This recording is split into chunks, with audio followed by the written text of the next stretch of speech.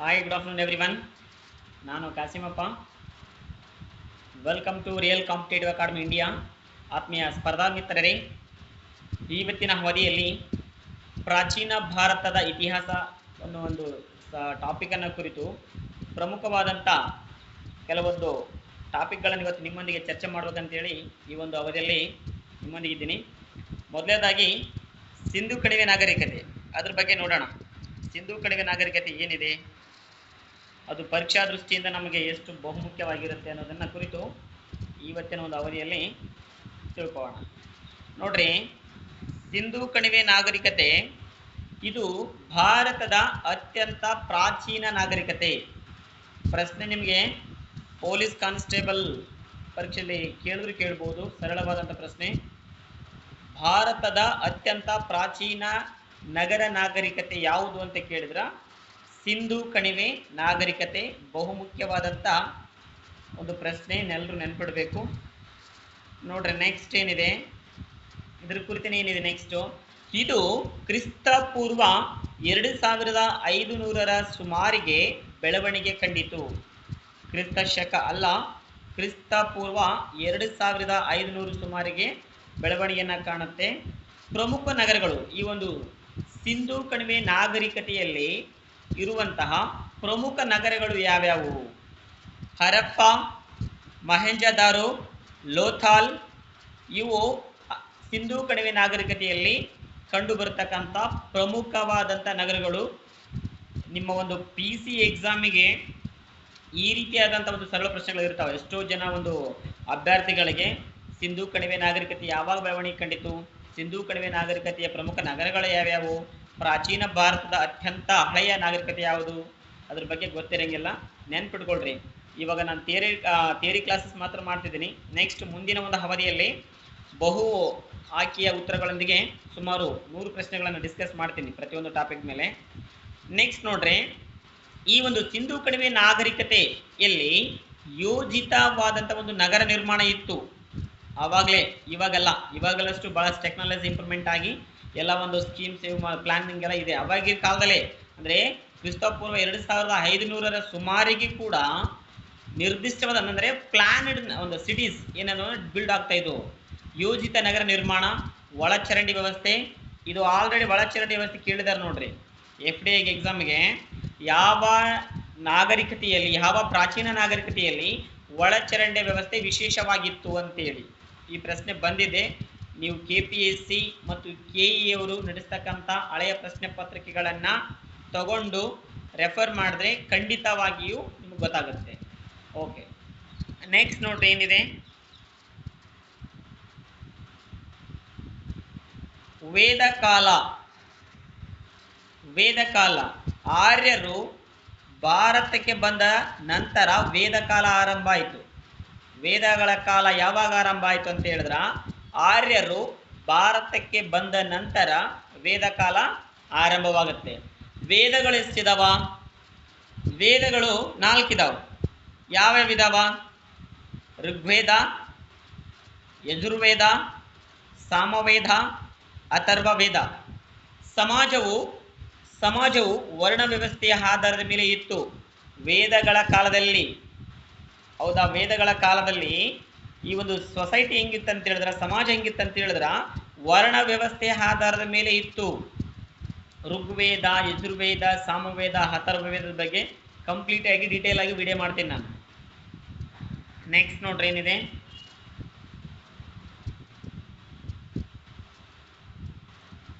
Next ಮಹಾಜನಪದಗಳು. ಮಹಾಜನಪದಗಳ ಕುರಿತು ಕ್ರಿಸ್ತಪೂರ್ವ 600 ವೇಳೆಗೆ 16 ಮಹಾಜನಪದಗಳು ಬೆಳೆಯಿತು. ಮಹಾಜನಪದಗಳು ನೆನ್ಪಿಟ್ಕೋರಿ. ಮಹಾಜನಪದಗಳಂದ್ರೆ ಏನು? ಮಹಾಜನಪದಗಳು ಅಂತ ಹೇಳಿದ್ರ ರಾಜ್ಯ ಅಂತ ಅರ್ಥ, ಹಳ್ಳಿಗಳು ಅಲ್ಲ, ಊರುಗಳು ಅಲ್ಲ. ಕ್ರಿಸ್ತಪೂರ್ವ 600 ವೇಳೆಗೆ 16 ಮಹಾಜನಪದಗಳು ಬೆಳೆಯಿತು. ಅವುಗಳಲ್ಲಿ ನೋಡ್ರಿ, ಇಲ್ಲೇ ಕೊಟ್ಬಿಟ್ಟಿದ್ದಾರೆ ಅವ್ರ ಆನ್ಸರ್, ಇದರಲ್ಲೇ ನೀವು ಅರ್ಥ ಮಾಡ್ಕೋಬೇಕು. ಅವುಗಳಲ್ಲಿ ಮಗಧ ಪ್ರಮುಖ ರಾಜ್ಯ. ನಾನು ಆಲ್ರೆಡಿ ಹೇಳಿದೆ, ಮಹಾಜನಪದ ಅಂದ್ರೆ ಏನು ಅಂತ ಹೇಳಿದ್ರ ರಾಜ್ಯ ಅಂತ ಅರ್ಥ. ಆ 16 ಮಹಾಜನಪದಗಳಲ್ಲಿ ಮಗಧವು ಕೂಡ ಒಂದು ಪ್ರಮುಖವಾದಂಥ ರಾಜ್ಯ. ನೆಕ್ಸ್ಟ್ ನೋಡ್ರಿ, ಗಣರಾಜ್ಯ ಮತ್ತು ರಾಜತಂತ್ರ ಎರಡು ವ್ಯವಸ್ಥೆಗಳು ಇದ್ದವು. ಯಾವಾಗಿದ್ದವು ರೀ? ವೇದಗಳ ಕಾಲದಲ್ಲಿ. ವೇದಗಳ ಕಾಲದಲ್ಲಿ ಅಥವಾ ಸಿಂಧು ನಾಗರಿಕತೆ ಏನಿದೆಯಲ್ಲ ಆ ಒಂದು ಕಾಲದಲ್ಲಿ, ಅಂದರೆ ಕ್ರಿಸ್ತಪೂರ್ವ 2500 ವೇಳೆಗೆ ಗಣರಾಜ್ಯ ಮತ್ತು ರಾಜತಂತ್ರ ಎರಡು ವ್ಯವಸ್ಥೆಗಳು ಕೂಡ ಇದ್ದವು. ನೆನ್ಪಿಟ್ಕೋಬೇಕು. ಏನಂತ ಹೇಳಿದ್ರ 16 ಮಹಾಜನಗಳ ಪದ ಇದ್ದವು. ಆಮೇಲೆ ಅವುಗಳಲ್ಲಿ 16 ಮಹಾಜನಪದಗಳಲ್ಲಿ ಪ್ರಮುಖವಾದಂಥ ಒಂದು ಮಹಾಜನಪದ ಯಾವುದು ಅಂತ ಹೇಳಿದ್ರ ಮಗಧ ಮಹಾಜನಪದ ಅಥವಾ ಮಗಧ ರಾಜ್ಯ. ಇಲ್ಲಿ ಗಣರಾಜ್ಯ ಮತ್ತು ರಾಜತಂತ್ರ ಎರಡು ವ್ಯವಸ್ಥೆಗಳು ಇದ್ದವು. ಇವುಗಳನ್ನು ನಾವು ಕೀ ಪಾಯಿಂಟ್ಸ್ ಆಗಿ ತಗೋಬೇಕು. ನೆಕ್ಸ್ಟ್ ನೋಡ್ರಿ ಏನಿದೆ,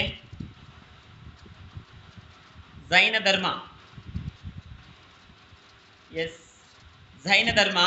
ಜೈನ ಧರ್ಮದ ಸ್ಥಾಪಕರು ಯಾರು? ಜೈನ ಧರ್ಮದ ಸ್ಥಾಪಕರು ಮಹಾವೀರ. ಅಹಿಂಸೆ, ಸತ್ಯ, ಅಪರಿಗ್ರಹ ಮುಖ್ಯ ತತ್ವಗಳು. ಕೇಳುವಂತ ಪ್ರಶ್ನೆ, ಜೈನ ಧರ್ಮದ ಈ ಕೆಳಗಿನವುಗಳಲ್ಲಿ ಯಾವುವು ಮುಖ್ಯ ತತ್ವಗಳು ಆಗಿವೆ? ಪೊಲೀಸ್ ಕಾನ್ಸ್ಟೇಬಲ್ಗೆ ಆಗಿರ್ಬೋದು, SDA, FDA ಅಥವಾ HSTR, BA BEd ಅವರಿಗೆ, ಹೌದಾ? ಕೇಳುವಂತ ಪ್ರಶ್ನೆ, ಜೈನ ಧರ್ಮದಲ್ಲಿ ಯಾವುವು ಈ ಕೆಳಗಿನಗಳು ಯಾವುವು ಮುಖ್ಯ ತತ್ವಗಳು ಆಗಿವೆ ಅಂತೇಳಿ. ಅಹಿಂಸೆ, ಸತ್ಯ, ಅಪರಿಗ್ರಹ ಇವು ಮೂರು ಜೈನ ಧರ್ಮದ ಪ್ರಮುಖ ಬಹುಮುಖ್ಯ ತತ್ವಗಳಾಗಿದ್ದವು. ಮತ್ತು ಜೈನ ಧರ್ಮದಲ್ಲಿ ಸುಮಾರು 24 ತೀರ್ಥಂಕರಲ್ಲಿ ಮಹಾವೀರರು ಕೊನೆಯವರು. ಇದು ಅಂತೂ ಬಹಳ ಮುಖ್ಯವಾದ ಪ್ರಶ್ನೆ. ಸುಮಾರು ಸ್ಪರ್ಧಾತ್ಮಕ ಪರೀಕ್ಷೆಗಳಲ್ಲಿ ಕೂಡ ಕೇಳಿದ್ದಾರೆ ಇದನ್ನ. ಜೈನ ಧರ್ಮದಲ್ಲಿ ಎಷ್ಟು ತೀರ್ಥಂಕರಿದ್ರು? 24 ತೀರ್ಥಂಕರಿದ್ರು. ಅದರಲ್ಲಿ ಮಹಾವೀರರವರೇ 24ನೇ ತೀರ್ಥಂಕರ ಅಥವಾ ಕೊನೆಯ ತೀರ್ಥಂಕರರು ಅಂತೇಳಿ. ನೆಕ್ಸ್ಟ್ ನೋಡಿ,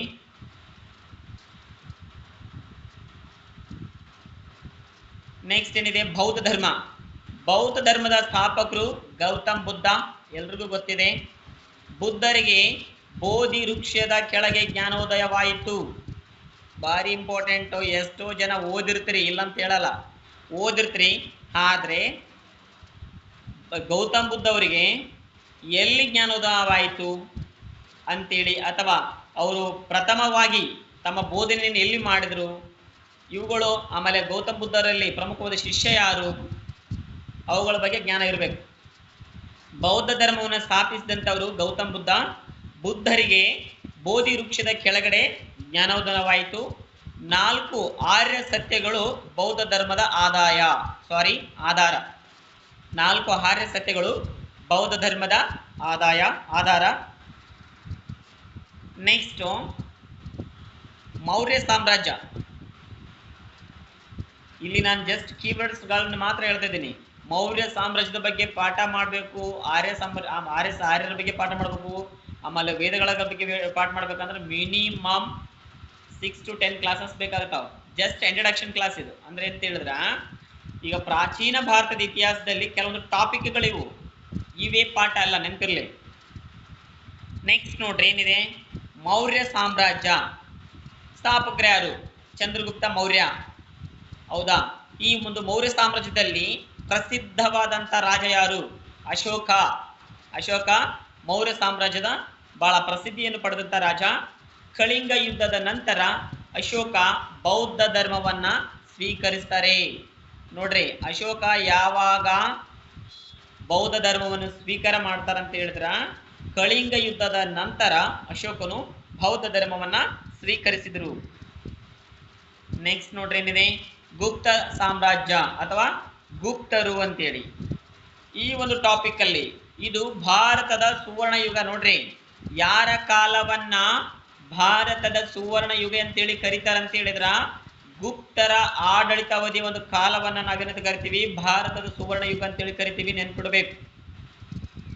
ವಿಜ್ಞಾನ, ಗಣಿತ, ಸಾಹಿತ್ಯ ಬೆಳವಣಿಗೆ ಕಂಡವು ಗುಪ್ತರ ಕಾಲದಲ್ಲಿ. ವಿಜ್ಞಾನ, ಸೈನ್ಸ್ ಆಗಿರ್ಬೋದು, ಮ್ಯಾಥಮೆಟಿಕ್ಸ್ ಆಗಿರ್ಬೋದು, ಲಿಟ್ರೇಚರ್ ಆಗಿರ್ಬೋದು, ಡೆವಲಪ್ಮೆಂಟ್ ಆಗಿದ್ದು ಒಂದು ಗುಪ್ತ ಎಂಪರರ್ ಕಾಲದಲ್ಲಿ ಅಥವಾ ಗುಪ್ತ ಸಾಮ್ರಾಜ್ಯದ ಕಾಲದಲ್ಲಿ. ಆರ್ಯಭಟ ಶೂನ್ಯದ ಮಹತ್ವ ತಿಳಿಸಿದರು. ಶೂನ್ಯ ಅಥವಾ ಝೀರೋದ ಇಂಪಾರ್ಟೆನ್ಸ್ ಅನ್ನು ತಿಳಿಸ್ತಕ್ಕಂಥವ್ರು ಯಾರಂತ ಹೇಳಿದ್ರ ಆರ್ಯಭಟ. ನೆಕ್ಸ್ಟ್ ನೋಡಿ, ಶಿಕ್ಷಣ ಮತ್ತು ಸಂಸ್ಕೃತಿ ಹೆಂಗಿತ್ತು? ಶಿಕ್ಷಣ ಮತ್ತು ಸಂಸ್ಕೃತಿ.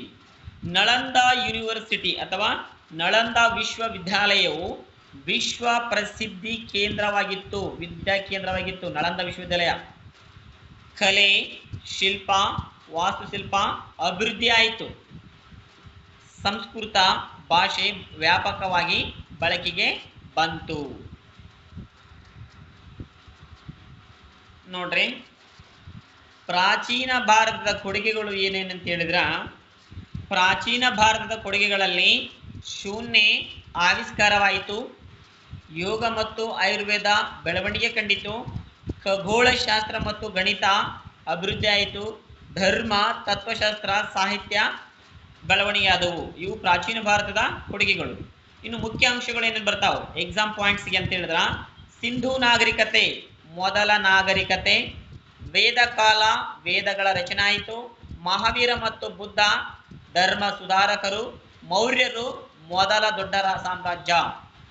ಭಾರತದ ಮೊದಲ ದೊಡ್ಡ ರಾಜ್ಯ ಅಥವಾ ಸಾಮ್ರಾಜ್ಯ ಯಾವುದು ಅಂತ ಹೇಳಿದ್ರೆ ಮೌರ್ಯರದು. ಓಕೆ ಆತ್ಮೀಯರೇ, ಇವತ್ತಿನ ಅವಧಿಯಲ್ಲಿ ಜಸ್ಟ್ ನಾನು ಪ್ರಾಚೀನ ಭಾರತದ ಇತಿಹಾಸದಲ್ಲಿ ಬರ್ತಕ್ಕಂಥ ಕೆಲವೊಂದು ಸಬ್ ಟಾಪಿಕ್ಗಳನ್ನು ಡಿಸ್ಕಸ್ ಮಾಡಿದ್ದೀನಿ. ಒಂದೊಂದಾಗಿ ಇನ್ನು ಮುಂಬರ್ತಕ್ಕಂಥ ಒಂದು ದಿನಗಳಲ್ಲಿ ಪ್ರತಿಯೊಂದು ಟಾಪಿಕ್ ಮೇಲೆ ಥಿಯರಿ ಕ್ಲಾಸ್ ಮತ್ತು ಬಹು ಆಯ್ಕೆಯ ಪ್ರಶ್ನೆಗಳಿಗೆ ಸಂಬಂಧಪಟ್ಟಂತೆ ವಿಡಿಯೋಗಳನ್ನು ಮಾಡ್ತೀನಿ. ಎಲ್ರಿಗೂ ನಮಸ್ಕಾರ.